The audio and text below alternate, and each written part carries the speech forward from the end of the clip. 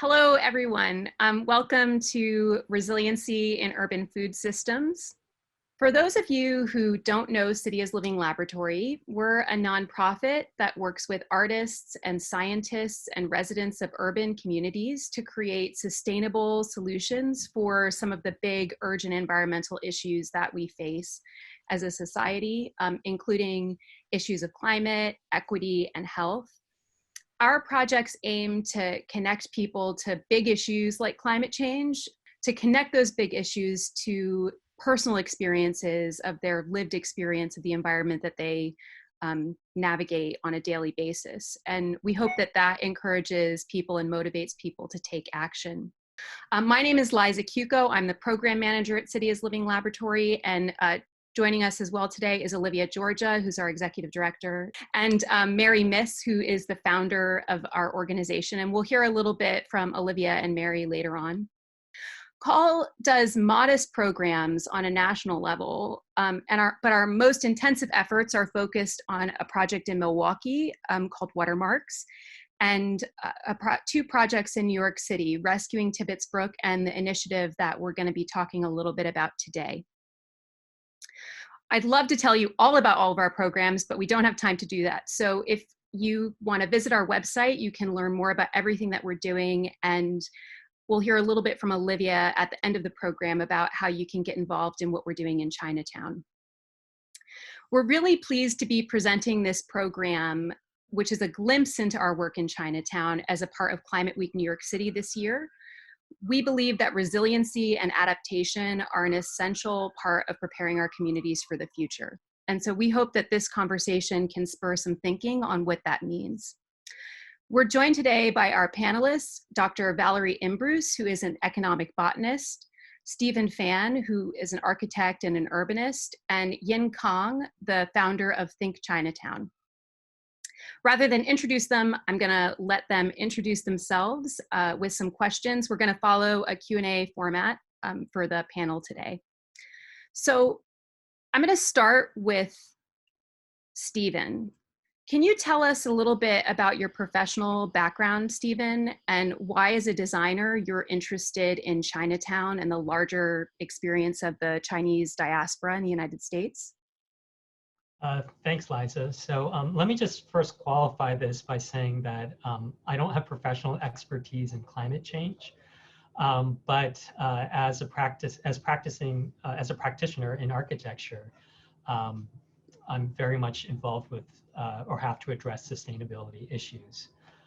As many of you know, buildings in their construction and operation are large contributors to CO2 emissions. So in terms of the broader question of my involvement within Chinatown, so I've always had a very expansive role of what architecture is. And I've been interested in how people interact with environments, how they're designed and constructed, but also how they're inhabited and appropriated. So it's not only a top-down approach to design, but also bottom-up appropriations. And if I could just share my screen real quick, I see this Chinatown Food Project as part of a larger project, which looks at Chinatown communities throughout the US in urban and suburban and rural areas. Here, for example, we have the American suburban front lawn transformed by Chinese immigrants into a verdant, productive garden. And I see that as linked to, issues of climate change in trying to reframe sometimes stigmatized practices, addressing alternative models that can address sustainability issues as well as climate issues. So for example, here we have this low-lying, low maintenance approach to the front yard. It's pumpkin squash patches, which in contrast to the more fuel-intensive and pollutant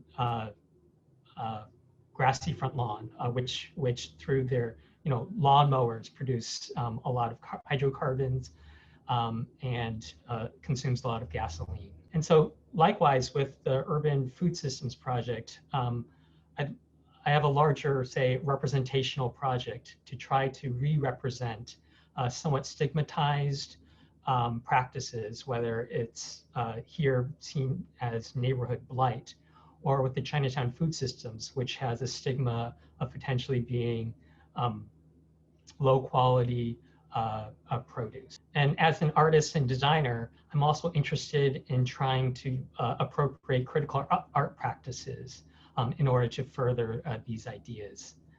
Thank you so much, Stephen. We'll turn over to Valerie. Valerie, I never heard the term economic botanist until I met you. So can you tell us what it means to be an economic botanist, and then a little bit about your research and how you came to study the food system in Chinatown?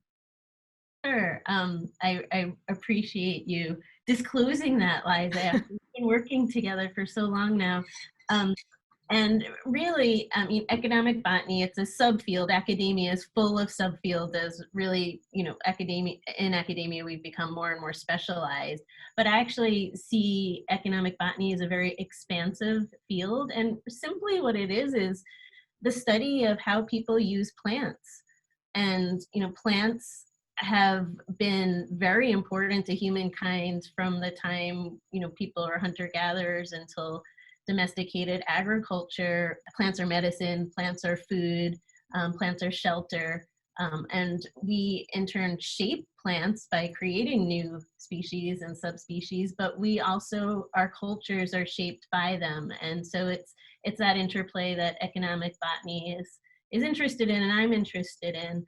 I take a sort of anthropological approach to my work. So my work is very human-centered, even though I know principles of ecology and botany.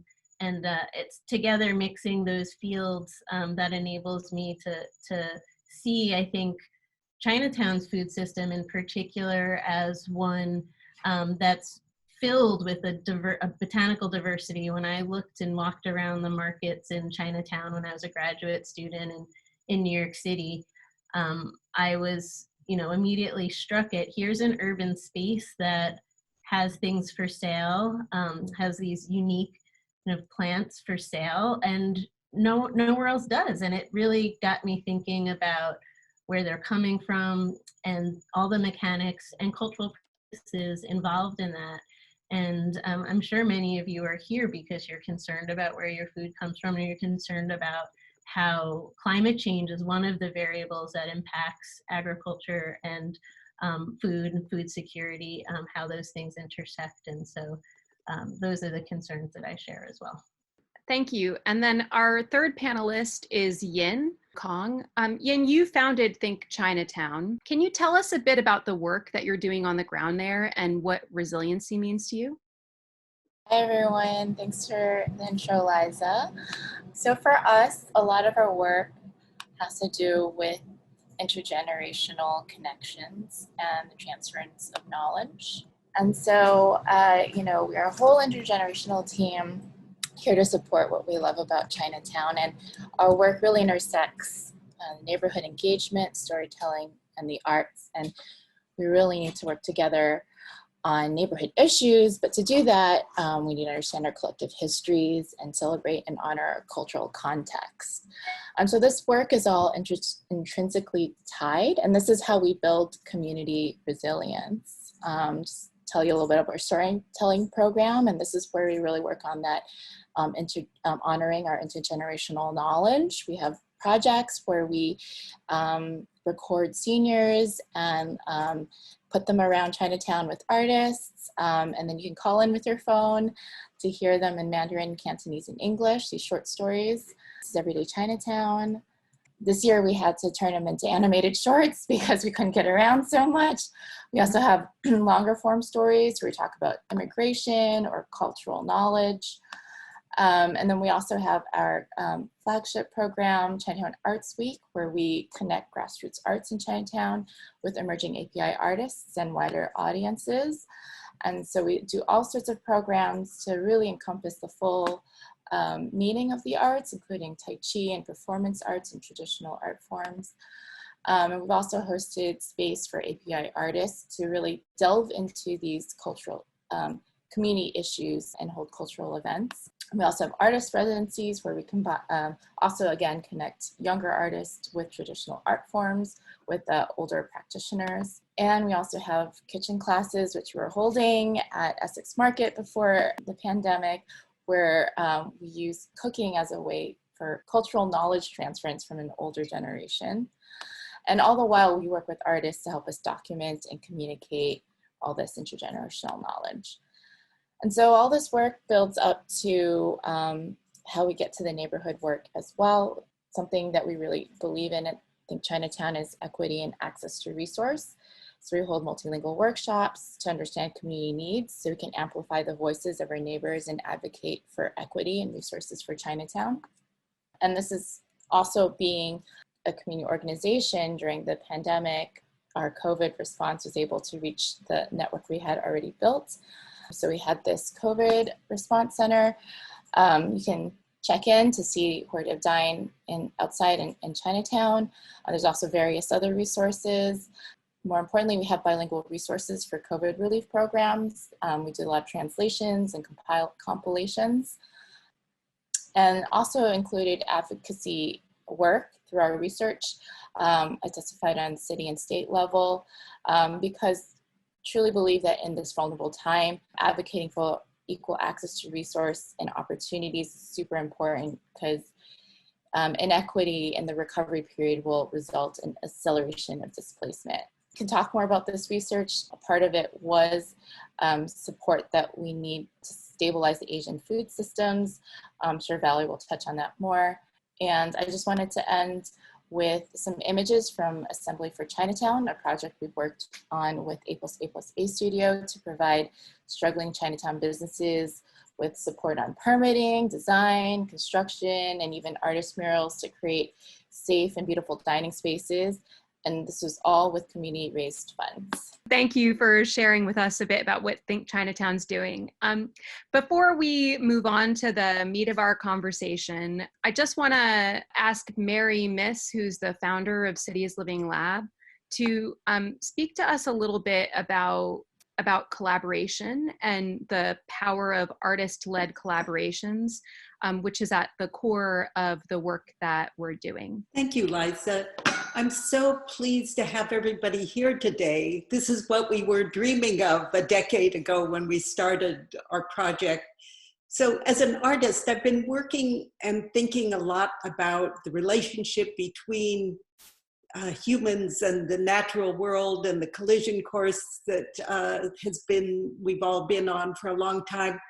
And as this new century dawned, I felt like we just couldn't wait any longer to really have a chance to address directly these very complicated issues. And as an artist, I was really frustrated because artists are never seen as essential people to be at the table. So over that first decade of this century, I started thinking there must be a better way to operate and started conceptualizing City is Living Lab. And very early at the beginning of trying to imagine how cities, how communities could come to see artists as people who could really make a difference, I started to think about the corridor of Broadway and imagining that 18-mile corridor that goes from the tip of Manhattan to the top of the Bronx as being the place where many different artists, designers, poets, thinkers could do projects along that corridor to make us more aware of what the possibilities are for the future. We ended up focusing particularly on Chinatown, Harlem, and the Bronx along that corridor. And we started collaborating with different organizations within those communities, leading walks within the communities. And then what we're seeing today is the result of the collaborations that we started to have with those communities in Chinatown. And that's led to a number of really interesting investigations that have been going on. But the thing is, all of this work is collaborative. It's not that artists can solve climate change, but artists can be complementary and essential to the educator, to the planner, to the scientist. You know, we can, if we start joining forces, we're really going to be able to help communicate, help people connect with these complicated issues. So one of the main things with City is Living Lab and our approach is that we try and tease the complexity apart, give people a direct experience. In this case, we're looking at food systems. That's related to a whole other array of health, education, justice. None of these issues stand on their own. They're always interconnected. We totally have as our Bible the UN sustainability goals, the 17 goals that were laid out around 2015 by the UN to, you know, work towards not only addressing the technical issues of dealing with climate change, but dealing with the social issues as well, really recognizing the interconnections. So this is all about complexity and finding a way to take that on, embrace it. We feel like artists with the kind of direct experience, emotional engagement, visceral quality of work are particularly good at doing this. Whether when I talk about artists, I mean the arts in the broadest sense. So we thank you all for being here today and collaborating with us on taking this a step forward. Thank you so much, Mary. Valerie, let's jump in and maybe you can talk to us a little bit about those connections between climate change, agriculture, and Chinatown. And could you help us understand how those things interrelate? I would be glad to. I'm going to start with one way of understanding the impact of climate change on agriculture's first to think about what agriculture contributes to the overall carbon emissions profile globally. Agriculture right now, at best estimates, and these vary, but contribute between 19 and 29% of the global anthropogenic greenhouse gas emissions. So looking at this graphic here, and these kinds of graphics, right, are very common in science, where you have some kind of quantitative measure. In this case, it's overlaid spatially on geographic areas, so we can quickly compare the Western Hemisphere with the Eastern Hemisphere, with Africa. And this is all to make the point that these metric tons of carbon dioxide equivalent, which is one way is commonly used to measure greenhouse gas emissions. In agriculture, where the black bars are the direct emissions, so emissions from turning the soil, for example, from running machinery that produces our crops, and the indirect emissions, which includes transportation of goods to and from. It includes energy that goes into fertilizer production so that we could have synthetic fertilizers, right? All of this whole bar is our agricultural emissions total by region. So quickly we can see here, North and South America, right, has the largest proportion of these greenhouse gas emissions, you know, double that of Africa, and a little bit greater than Europe and Eurasia. But yet, like many environmental problems, of which, you know, global climate change is one, what we're really interested in is the impact on nature itself and other species, but really what is the impact on us as human beings? This is the sustainability challenge. And, you know, I would argue this isn't just an anthropocentric problem. I see human beings as being intertwined with, like, deeply embedded in natural systems, so we have to work together with them. With food systems, I mean, what we want the outcome of our food systems and agriculture is food security, right? We want to have enough to eat. We want to have the right kinds of foods, nutritionally and culturally. We want to be able to eat at all times, right? We want to have it to be stable. We want, you know, food when we need it at all times throughout the year, and the kinds of foods that we need. That's food security.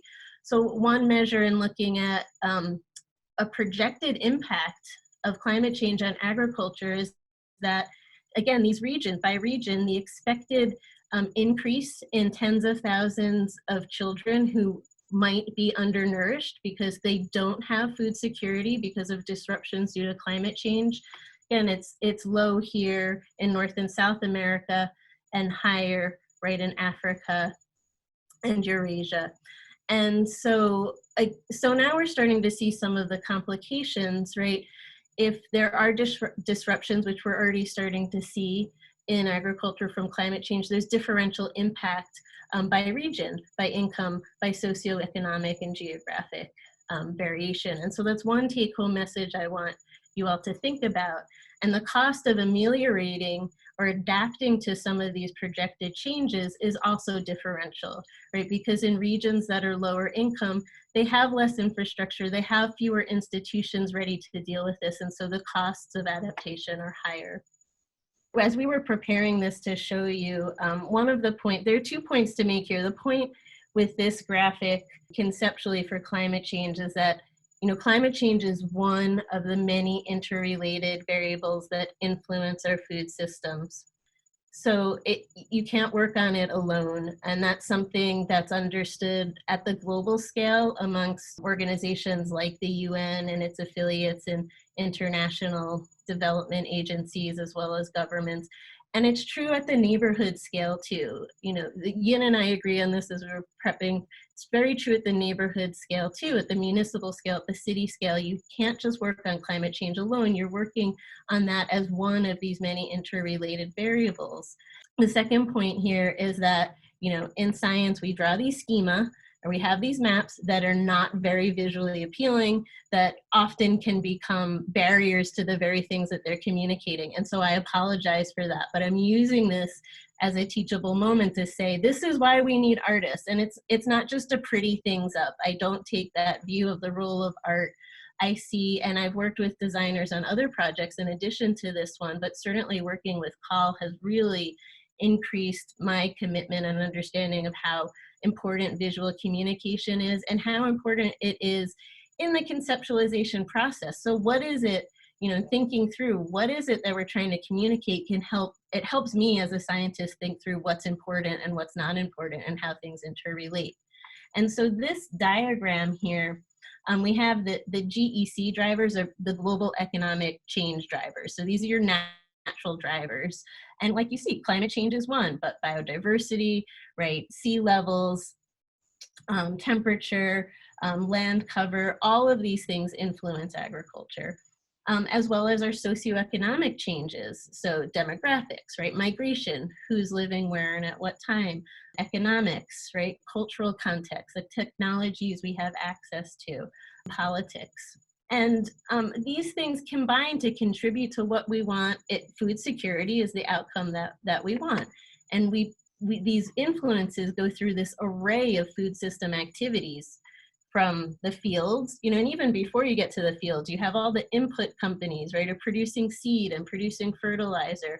We grow that food, then that food is transported to a packing house or a distributor of some sort, some kind of entity that consolidates and moves that food on to food service and food retail.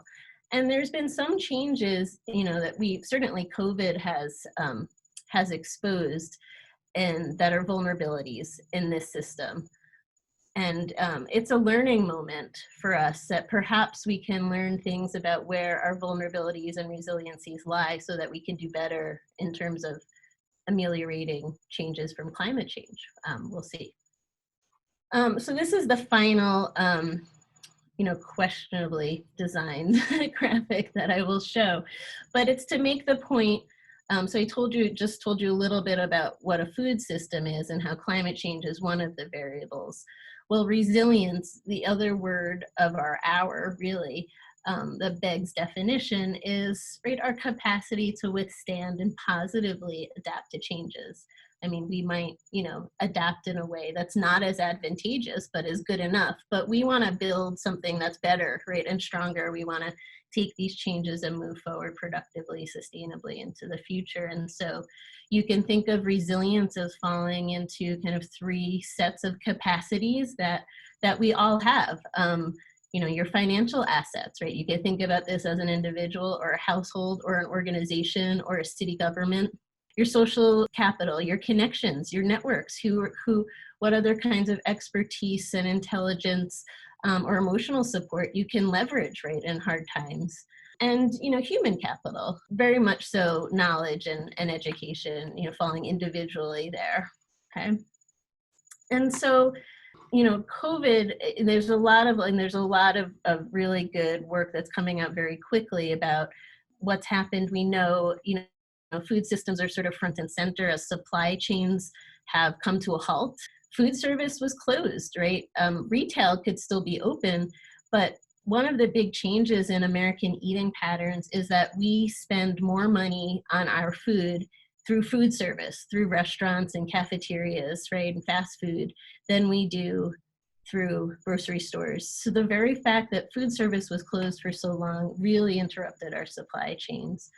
Okay, so resilience will be the capacity for us to recover so that individual and household well-being is still intact. Thank you, Valerie. We're going to turn to Stephen now, and I want to talk a little bit about mapping because that's one of the terms that we use a lot in the bigger project that we're working on in Chinatown. Stephen, can you share with us a little bit about mapping is helping us understand the climate challenges that we have and what some useful indicators are? And then maybe you could speak more specifically to why mapping is important in Chinatown. That's lots of questions merged into one. I think one of the most obvious mapping projects would be understanding flood zones and the impacts of rising sea levels, as large parts of Chinatown are located in flood zones, which would spur us to encourage thinking about planning in the longer term, whether we accept sea level rise and try to create infrastructure or designs that accommodate the water, or to continue to fight against it with flood barriers. But what's perhaps more relevant in connection to the food systems is my interest in mapping food retailers and food street vendor restrictions, along with street tree planting guidelines, both of which compete at times for the public space in Chinatown, which, as we know, is quite constrained due to narrow sidewalks and streets. So looking at street planting in relation to heat maps and the increasing frequency of heat waves. Street trees obviously have a lot of environmental benefits to reduce local temperatures through transpiration and through providing shade. And so this is a map of street trees. And if you look at the kind of like the central business area of the historically Cantonese section of Chinatown, you can see that there's very few trees planted. And comparing that to even the commercial sections of the Upper East Side and Yorkville. And even though the number of trees planted from 1995 to 2015 have doubled in Chinatown, Chinatown still ranks quite low as compared to many other, to the other neighborhoods in Manhattan. And I just have to give a shout out to our call intern, Kenneth Rivas, who helped compile this data. Many may not know this, but street trees are quite restricted by the Parks Department, who oversee the tree maintenance in terms of where they can be, as are street vendors. And so the challenges of trying to bring in, trying to introduce more street trees in that central business district area, I assume, and this has to be further studied, and this is all a larger work in progress, is because a lot of the basements extend underneath the sidewalks with for access to the cellars underneath the stores. But perhaps there are other design solutions that can introduce more greenery to this area, whether that's green walls, creating an armature for, say, ivy. We know that ivy often destroys the brick and mortar work, but if it's somehow separated from the building, we could introduce greenery that way. Another goes back to one of our initial proposals with CALL which is rooftop gardens and providing rooftop garden kits. Or perhaps introducing an overhead armature where we could span the street with some type of wires in which we could allow for greenery to then grow. Thank you, Stephen. I just had one other question. We're going to continue to move on to talk about Chinatown more specifically, but when you are looking at what to observe when you're mapping, are there other things that you're looking for as well? So my interest is looking at the interactions between people and environment in a very broad sense. So not necessarily just thinking about it through the lens of a narrow lens of how one might define sustainability or climate change. So I'm interested in potential synergies between the food system and potential public realm benefits. For example, observing some ingenious ways of appropriating existing infrastructure. For example, there are vegetable stands, maybe I can share my screen again, that have these wooden display counters, which when these stores are closed, are appropriated by many Chinatown residents as places to gather, to sit, to converse, and to people watch. And it's those types of observations that I'd like to map and celebrate as part of the unique street life that defines this community.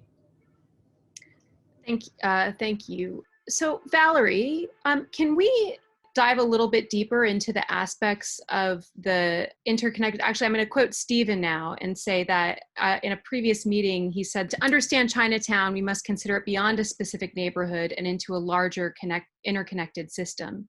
So Valerie, I'm wondering if you can talk to us a little bit about the different aspects of the interconnected system as it applies to the food system in Chinatown and what the physicality and how it actually works. So and I know that everyone who registered for this event was sent the link to our story map that CALL put together based on a tour that Stephen and I gave a year and a half ago in Chinatown, that was really meant to start to tell those stories of connectivity via how the marketplace in Chinatown is connected to farms in disparate locations. And where I've done my work is South Florida and Central Honduras, which are the points on the map here. Our food systems are globally interconnected. Our food is coming from all over the world. Our food in New York City for sure is, but in any place that you live practically, your food is coming from many disparate places. And there's resiliency that's built into that sort of redundancy in geographic locations, but there's also some vulnerabilities. And I'm going to go through some stories and changes that are really on a very farm-specific level. And these are farms that have supplied or still supply Chinatown's markets.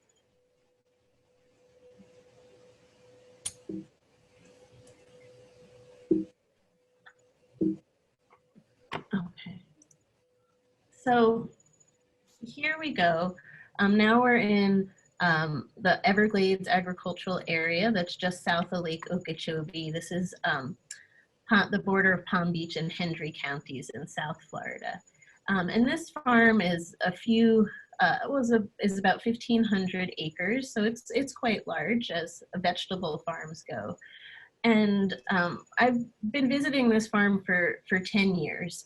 And, when I started talking with this farmer 10 years ago, he had just entered Chinatown markets and was so excited at the possibility of selling these diversified products, selling what they call a sort of Chinese mix, a lot of Chinese greens, the brassica crop, like your bok choy, your napa cabbage, your baby bok choy sum. And really he was brought into the market through a connection from a friend he had in New Jersey that sold to Chinatown through a broker that's now based in Queens, that was based right in Chinatown, which is something that was unique about the neighborhood, that many wholesalers, the wholesale district was quite strong in Chinatown.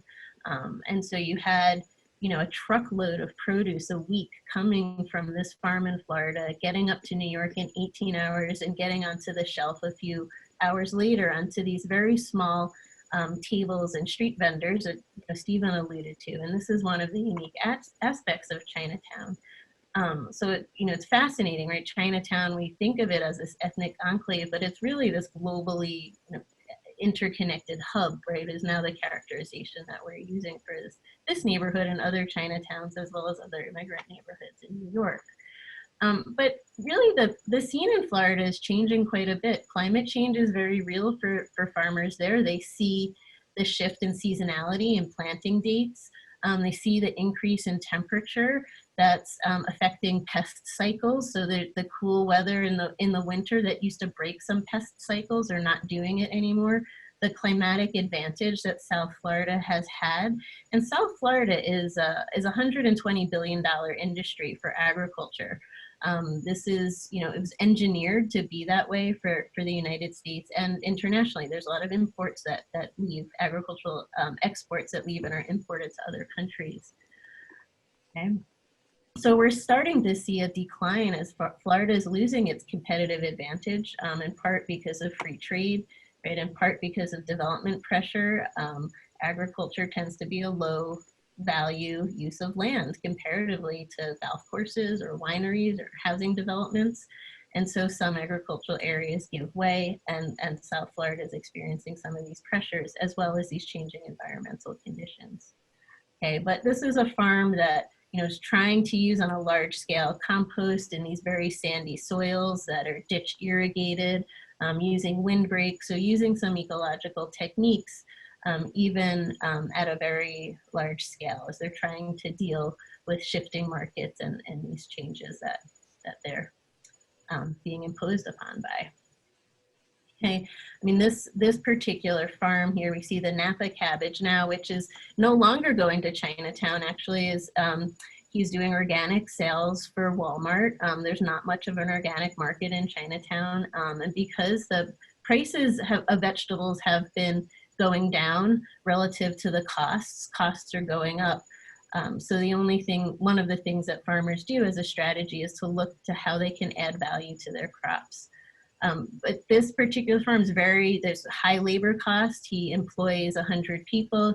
He has invested in very specialized infrastructure to box and pick produce mechanically, and so becomes more entrenched and becomes less flexible when there are shifts in markets. And that's part of why with COVID, we saw food in Florida was rotting in the fields and was being turned under, couldn't get to market because food service was down, and the infrastructures that farms but also distributors have and the kind of single clients they have at high volume are closed, and there's not enough time to be resilient, right, to change in that flexible capacity.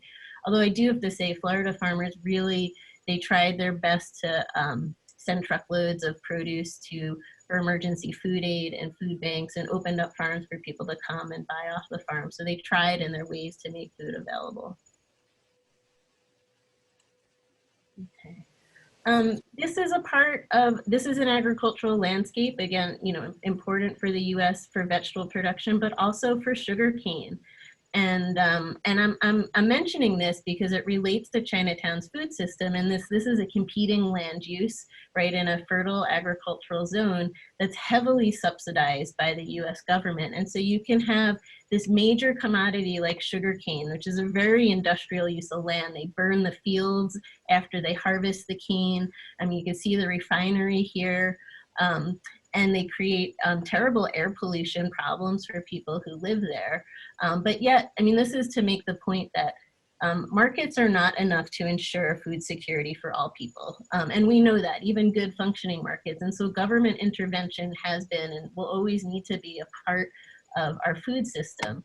And so when you have kind of differential price supports for sugarcane over vegetable farmers who receive very little but in the way of subsidy, to me it suggests, right, a value shift that we might need to make for commodity ag versus specialty ag that gives us, you know, fruit and vegetables that we need to survive. Small and medium-sized growers have more flexibility.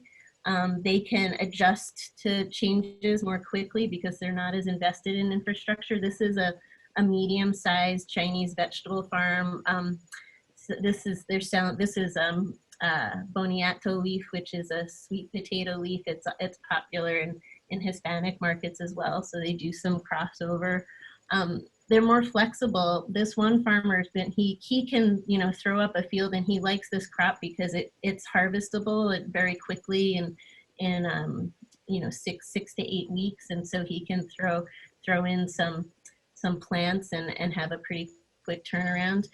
But yet, you know, he doesn't have a lot of capital to invest in new ventures. This is someone who tried to invest in farming in Honduras and set up an import business, and really, you know, he got burned with his first small investment and was scared to take the risk in investing more money. There's very small growers who are in Chinatown's food system as well, and they have a different resilient strategy, and that's diversification and multi-strata planting. So sort of like the home gardens that Stephen showed us in the front yards of some suburban homes in the northeast of the US. These are home gardens in the southeast of the US, but they're growing commercially. They're shipping up to New York City all the way from South Florida. This is Thai basil under some fruit trees, some mango trees. Here you have this rice paddy herb called pakvan. It's actually a fern species. And you have taro growing alongside here, right, on longan trees. These incredibly lush and diversified systems. And now this is an intergenerational farm. Since I first went 10 years ago, the son has taken over the business. So I'm anxious to talk with them again to see how they've been weathering climate change, and also, you know, in South Florida, hurricanes is a real issue, and I'll get to that as a result of climate change and what that's doing to farms, but also in terms of COVID. Here's another strategy that farms have used that really connects to kind of changing tastes in markets that we've seen. You might have noticed, I know Ian asked me the other day, oh, she mentioned dragon fruit is so cheap. Well, dragon fruit, here you have it growing, right? It's a cactus vine. It's growing on the fence of this. This is a longan grove. So this farmer is a medium-sized farmer in that he's got a number of small kind of parcels of land, and he has looked for and kind of invested in new high-value tropical fruits is what he specializes in. So at the time, this was 10 years ago, longan was all the rage, dragon fruit is all the rage. Now people are planting it, the prices are starting to come down. He's on to organic turmeric now, and doing some kind of farm to table and farmers markets events, as well as selling organic turmeric to Whole Foods. And he continues to sell many of his tropical fruits through the supply chains that come up to Chinatown as well.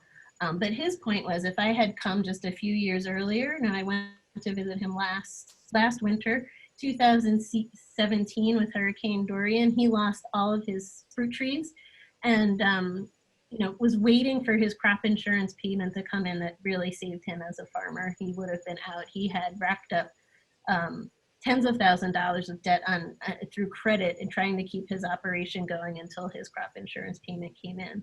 So there's a huge vulnerability, but the safety net of insurance was a strategy that paid off. I mean, the wrap-up point is really showcasing a number of varieties of resilience as well as interconnectivity with Chinatown. what is very clear in what Valerie's been speaking to us about is that, and we said over and over again, that resiliency is a complex thing that is not about tackling one issue after another issue after another issue. So I just want to give Yin a few minutes to talk about how she's building community resiliency in Chinatown. And then we'll come back to examples of that resiliency in the food system more generally.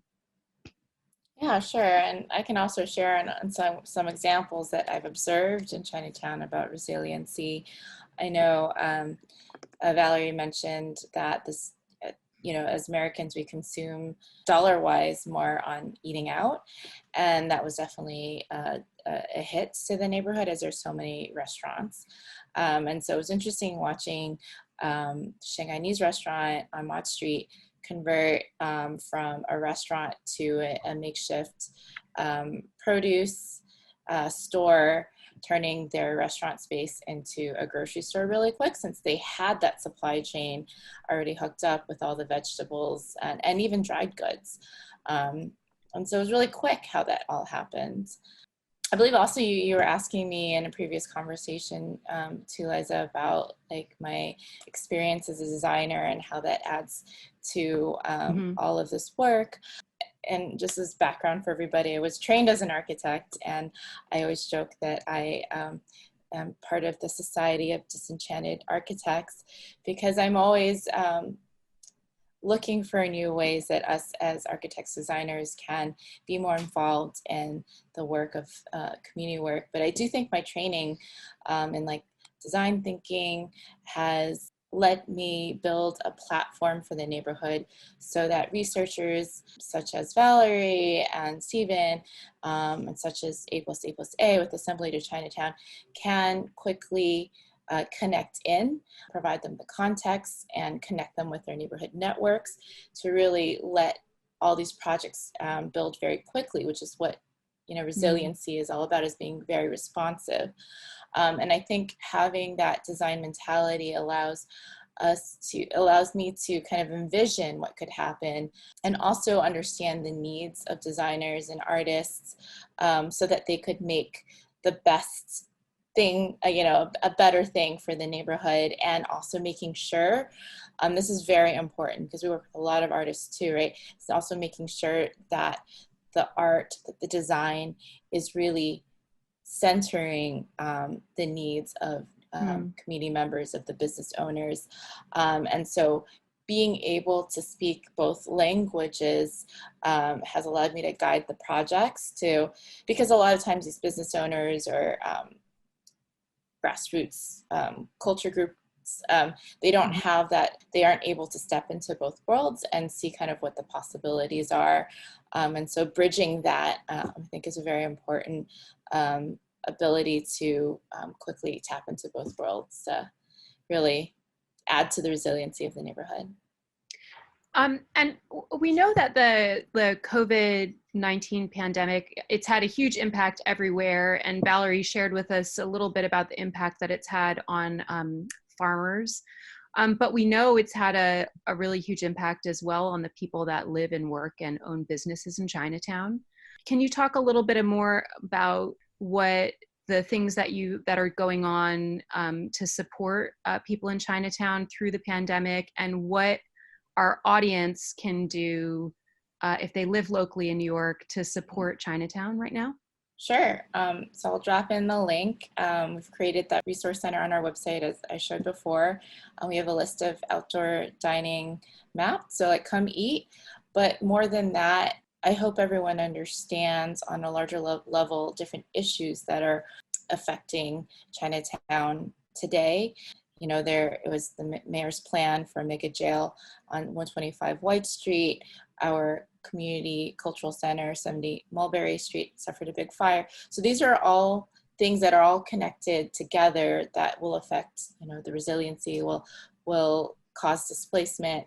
And they're all interconnected, and these are very deep complex issues with many players, with many perspectives, and it takes a deeper engagement. And so I hope people can take the time to understand that, and I hope they can take the time to listen to the stories we've collected to have a fuller understanding of our community.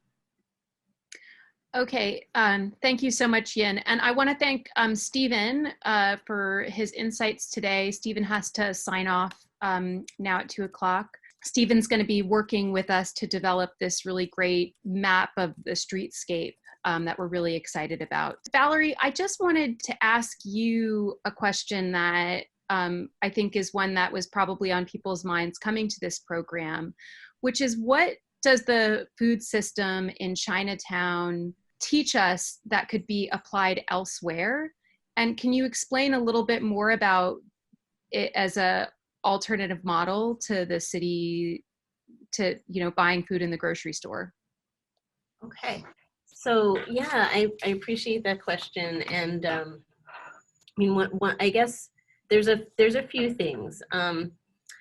One is kind of on the wonkier and probably less like sexy aspects of food systems, which is distribution. It's retail. So many of you might notice this, right, just from where you shop, but consolidation in our food system has happened globally within retail. That means like fewer companies have more control over our food system. They're international and national franchises.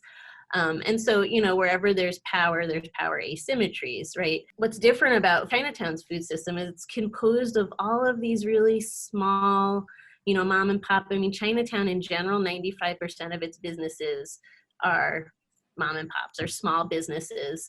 About, 20%, 25% of the number of businesses within Chinatown are related to food. And actually a higher percent of the industrial capacity, manufacturing that's happening in Chinatown and wholesale that's happening in Chinatown is food. And so the food sector in Chinatown as a neighborhood is enormous. So that's one thing that's different. And it's composed of all these small vendors and small businesses. And so barriers to entry are lower. Immigrants typically work in food, do food work, and it's really important.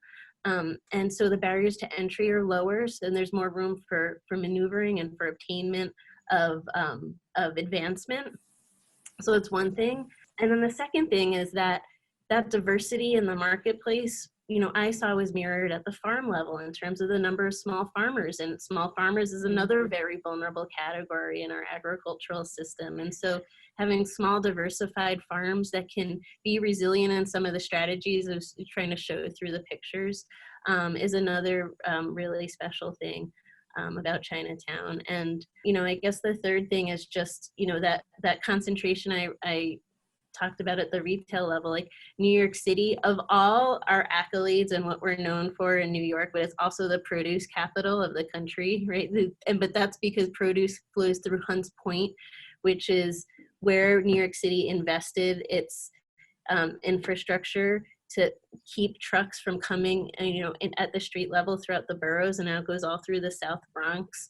But that site that Hunts Point is, where most of this produce wholesale takes place for the Northeast, is on a low-lying area that's now a flooding hazard and is a vulnerability for the city. And so, Chinatown with its wholesalers based in Lower Manhattan and in Queens as well as in Brooklyn helps us hedge against some of that vulnerability, and kind of shows us how we might have these more decentralized ways of moving our food around. I want to open it up to questions. I saw one in the chat. Carbon emissions is language of academics and educated. What language do we use to engage and raise consciousness? Which is such a great question. I can take a stab at it first because I feel like I'm dealing with that a lot. Especially in these types of presentation where I have limited time, is like there's one way, right? Like Valerie showed that like crazy data map, which your brain just kind of overloads. Or the other is also through human stories, right? Through telling the stories of different people's perspectives and their impacts. storytelling, meaning through words, through text, through audio. That's really how we can change minds and affect, I believe, to affect change. I'd love to interject a couple of notes on how we approach our programming and how we develop it over time. As it's been said over and over again today, dealing with climate change is not just one thing. It's an interconnected network of challenges. And we've been approaching it first by creating programs that build awareness on a very broad scale, frequently through walking neighborhoods and getting to talk to experts as well as artists with fresh perspectives on very basic challenges. Building awareness is sort of a first step. The second is that we build relationships with different communities. And, Yin obviously is completely invested here. We're so pleased to be in Yin and Think Chinatown's orbit and to be working together, and hope we can contribute to their really incredible work. And then we hope that our projects, our programs lead to actions that other people can make and be part of advocacy and on the ground work. So we hope to create an ongoing series of programs in particular areas where we're working that help give people agency and give them an opportunity to make other people aware and point them in the right directions if possible. Thank you so much, Livia. We have a question from Viola. Her question is, do you have any insights on the mitigation of plastic and plastic side of food systems, especially as hygienic codes are becoming more stringent now with COVID? I think that's something that's on everybody's mind because we know people are using more plastic again because of COVID. Valerie, do you have any thoughts about that? I mean, my knee-jerk reaction is just, cook at home or, you think about most of the food dollars that are spent in the US are on food service. That's where you're seeing, much of the packaging. But, if you're shopping for Whole Foods, you're buying your produce by pound or anything that you can by pound, and you're making it yourself and you're putting it in your own, to-go containers that are reusable, then you've got a leg up on this. I know that's hard. Not everyone has the time, right, to do it, but I think that's a culture shift. Because you're right, you can't bring your own containers, right? And if you want to reuse, you can't bring your own container and say, here, put it in my reusable container. No, that's against health and safety laws. It has been, pre-COVID as well. Yeah, it's really sad because right before, right, the whole plastic bag ban was coming into effect, and I could even see behavioral change happening in Chinatown where people were being better about bringing usable bags, and that really has gone out the window, like, completely. So it does show that, like, it could happen, with that, but I think because we've just lost the focus, unfortunately it hasn't. But I agree, a lot of it packages so much packaging with all the takeout, and especially since dining in is limited, there's so much more takeout these days and what those options are. But I would also have to say those packaging options, right, also have to economically make sense, right? They have to be competitive price points for restaurants owners to choose that selection. Also, they have to come through the same distributors that they're already using for ease. And so I think it's an infrastructural thing that can be introduced, but just like how, Chinatown restaurants also, source through specific wholesalers to get their produce and dried goods, right? It's these, better versions of the plastics, right, recyclables or biodegradables, right, need to come through that as well. I'd love to just interject a quick anecdote about a project that that was proposed to us by artist Jean Shin. And Jean did a walk with an anthropologist a few years ago in Chinatown about the canners, and the anthropologist who's an expert on waste and how garbage is such an important part of our lives, and it's a huge responsibility which we don't really think about very much. Jean was really interested in exposing the very valuable service that canners do. And canners are people who go pick up plastic bottles and cans from garbage cans or from little bodegas and things like that, and gather them up and then redeem them. And I love that word, redeem. They are redempted.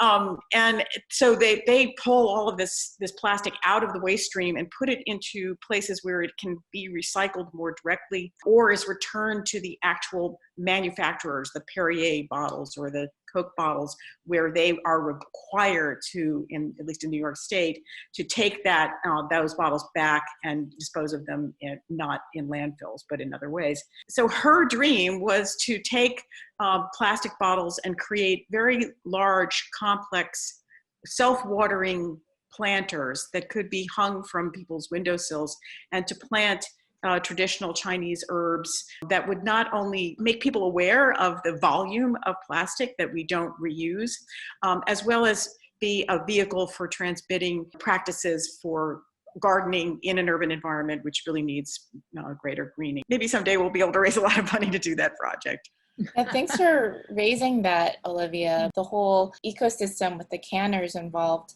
it really shows that if you put a dollar amount, if you put economic value to this, Chinatown's systems will figure out a way to, take advantage of that. And so it all comes from like how are we able to change infrastructurally, like how we value these plastics and the recycling, specifically the redemptions of them.